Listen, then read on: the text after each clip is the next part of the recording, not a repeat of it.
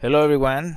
Here we go again. We're going to continue talking about everything related to um, ultimate health, everything related to um, the discovering your superpowers journey. If this is something that interests you, you stay here. If not, you keep scrolling. But I'm excited to see you again.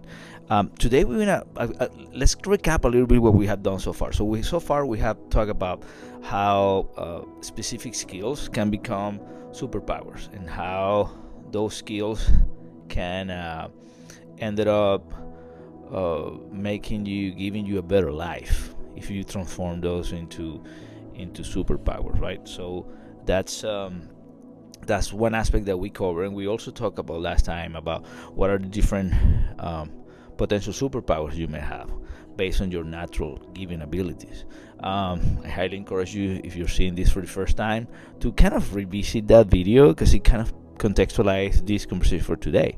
And we said that within that conversation, that ultimate health, which is the pursuit of healthy habits in four main quadrants: physical, mental, emotional, and spiritual, can is an essential tool to help you developing your superpowers and acquiring a better life. So that approach is what we have been talking, and uh, today I want us to focus a little bit on the mental health aspect, mental routines. These are routines, guys, that, like I told before, you're gonna have to do for the rest of your life. Um, Most of the issues that you and I are facing is because nobody identifying those brain gaps in terms of executive functions within 0 to 7 years of age, and also nobody systematically tackle those brain gaps so you can have a better life afterwards. Typically, the educational system is reactive, not proactive. So what we do in the educational system, not only here in America but across the world, is tackling everything through the student achievement glass. In other words, if I know that you know math, then I think I did my job and I develop a good individual. But you and I know that student achievement is just a little part of the equation. So, long story short, because nobody did that within 0 to 7 years of age for most individuals, then that's why people like Tony Robbins, John Maxwell, or Brené Brown, and all the Gabby Bernstein, and all those individuals make a really good income by helping people like you and I closing our mental gaps and achieving better goals. So, contextualizing that, today we're going to talk about mental health and mental routines. I'm not for a disclaimer, I'm not a psychologist. I don't have a degree on that. I'm not licensed. So anything that I talk here are purely recommendation based on my experience. I highly recommend you having mental health issues to go to a doctor and specialist and look for help, specific professional help on that. But if you're looking to how to improve your life and how to get better, keeping in mind these mental routines can really help you. A lot of people tell me that I have this aura of positiveness and refreshing attitude around meetings and most of my approaches. But to be honest with you, it's not a it's not a it's not a organic thing. Our minds usually go to negative because of two reasons. Number one, because you're tired, so you really want to shut down and you just want to rest, right? Or the second reason is because it's the comfort zone, right? Your mind wants to be safe and want you to rest. That's why a lot of my routines are around the mindset of I'm in control of my mind. My brain is nothing more than a muscle, that a computer that I can control. And so I learned that from Tony Robbins, obviously, and for Gary Becker and others. So, talking about the mental routines, maintaining mental clarity and cognitive health is essential to the overall well-being. Okay, you cannot have a you cannot have a successful life without high level of mental health. And so not only having good mental health not only can help you improve your focus, your productivity, your resiliency, and your overall cognitive function. So this is extremely important even for your job or for anything that you want to do in life. So let's talk about some of these routines. For example, active recovery days. So it's extremely important that you can incorporate activities within your routine and make it a priority. This is not, when I don't have time. That's a very lame excuse, because it's almost like saying, I don't have time to put gas in my car. Well, if you don't put gas in your car, how are you going to continue rolling with your car, right? So you have to incorporate mandatory like activities such as walks, gentle yoga, or swimming, or anything to recover for highly stressful days, and that's going to help you be more effective in your meetings and your other work days. Okay. Balance and stability training. You need to incorporate within your exercise routine activities such as tai chi, single leg stands, balance yoga pose that help you control your mind when you're uncomfortable. Again, I do cold plunges, which is highly famous right now everywhere. And if you think about it, the hardest part in those cold plunges usually stay 3-4 minutes max in water with 40-50 degrees, and the hardest part is, to be honest, when you get in. But I don't even think about it. When I'm getting in, I just say I say and I do. So I get in, and that's how I do it. Brain boosting nutrition. Incorporate food in your diet that are such as nuts, seeds, leafy greens, and fatty fish. Your nutrition, I highly recommend you to talk to a nutritionist. Shout out to my nutritionist, Jennifer Whitney, who in the Champions, who really changed my life in terms of understanding nutrition, especially in America with so many contaminations that we have in the food. To be honest with you, I always tell them when I spent some time in Europe, although I ate gelato every day, and yes, I did walk a lot, but I work out here every day too. But in Europe, I spent 3 weeks or so, and I ate gelato every day. I ate whatever I wanted, and I lost 10 pounds. How do you explain that? Well, the food there is way more organic than here, and so in America. And hopefully that's something that's going to change in our country soon. But that's something that you want to keep in mind. Your nutrition definitely can help your mental health. And if you don't believe that, I invite you to research that. It's extremely important. Breath work practices. Make sure that you learn how. Breathing is some of the things that I have learned that is extremely important. One of the simple techniques is you're super stressful. Take a deep breath, then breathe again, and exhale slowly. So that simple technique in there, doing that 2, 3, 4, 5 times, can help you de-stress. So there's 2 or 3 very famous individuals who have mastered the technique of breathing, and how learning how to breathe is not only an essential tool for your mental health, but your general health. We believe it or not, most individuals we don't breathe correctly, and that obviously stops oxygenation of the brain, etc. Cold and contrast therapy, like I said, cold plunges, ice bath, are being researched to be very, very effective and helpful to mental health, especially because you have to battle the necessity of living. And your body, to be honest with you, at the beginning is going to do everything in your mind is going to do everything it can to convince you otherwise, that you cannot do it, that it's going to kill you, all that crazy stuff that goes to your mind. But once you do it, you're going to learn the importance of it. Continuous learning. stimulating your brain constantly. Um, I really like Teresa Bella approach, the pastor, when she talks about like you can squish uh, reading audiobooks and YouTube, uh, uh,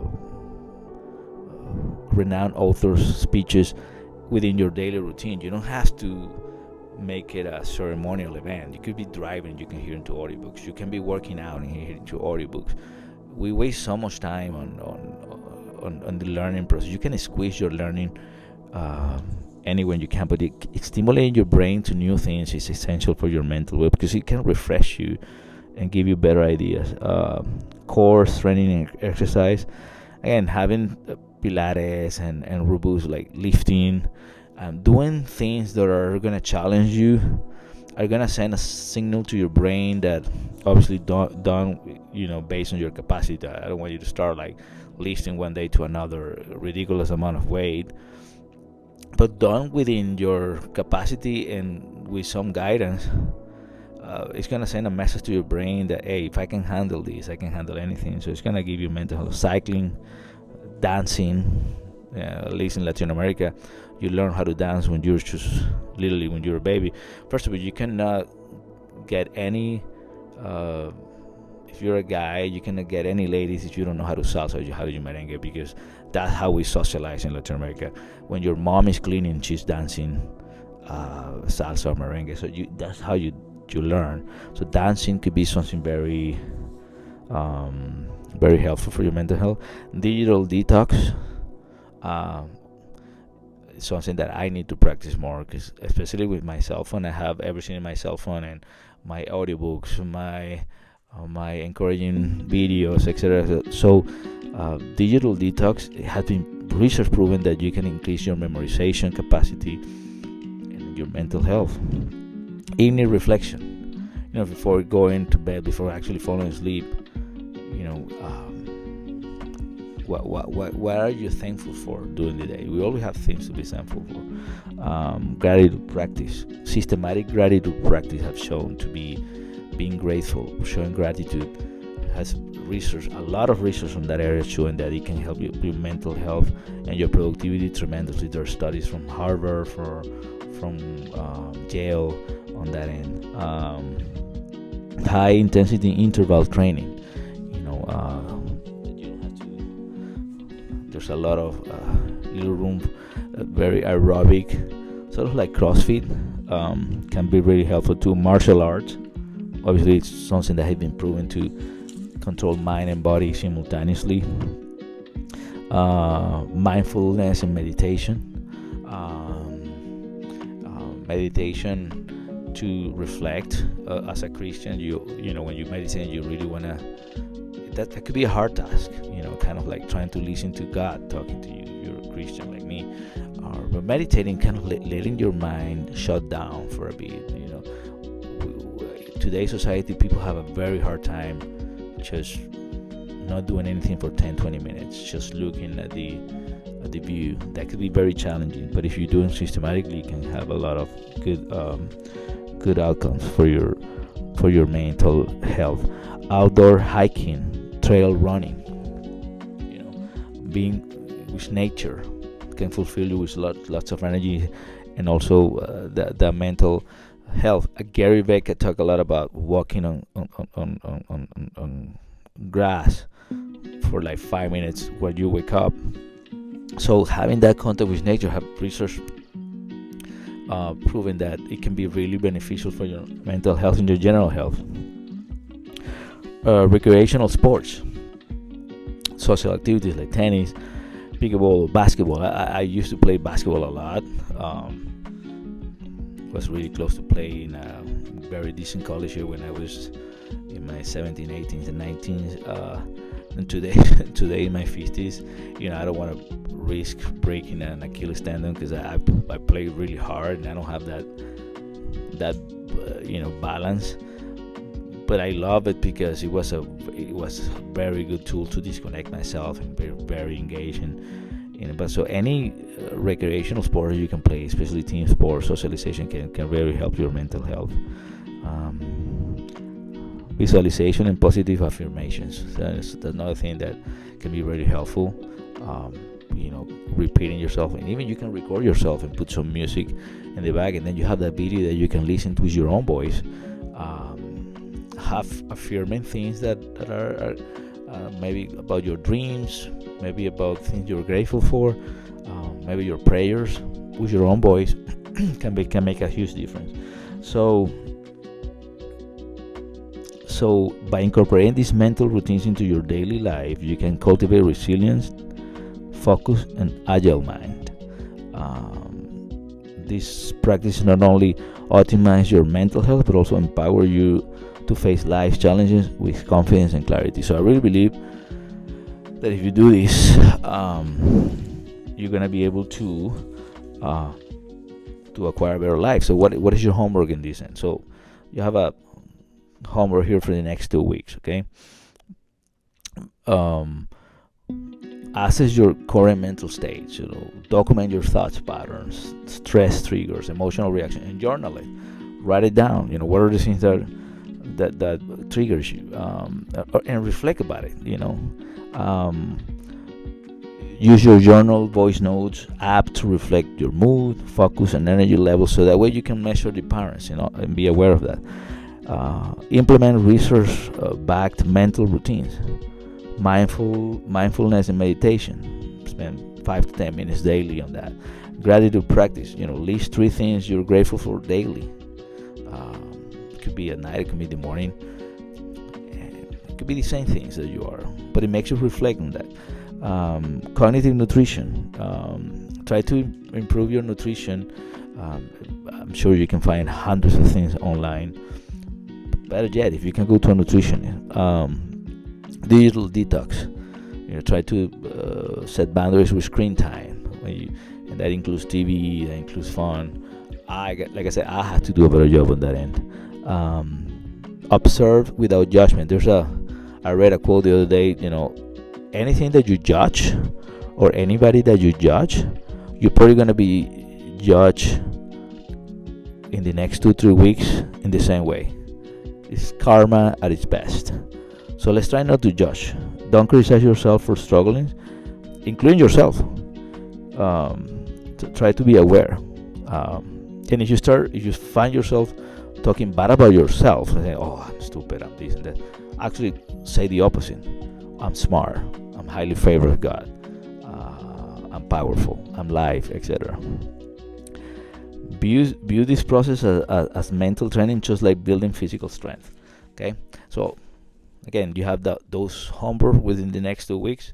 I really believe if you do this, not only you're gonna increase your mental health, but also you're gonna acquire a better life. And remember, these are routines that are not just for a period of time. These are routines that are for the rest of your life, until the day you die. That's how you should approach it. It's a marathon, not a sprint race. Okay, I really believe if you do this, you're gonna not only have a better mental health, but you're gonna have a better life. Okay, I'll see you next time. And I think probably next time we're gonna talk about another pillar of optimal health. I hope you guys have a fantastic week. We can do this together. Let's go.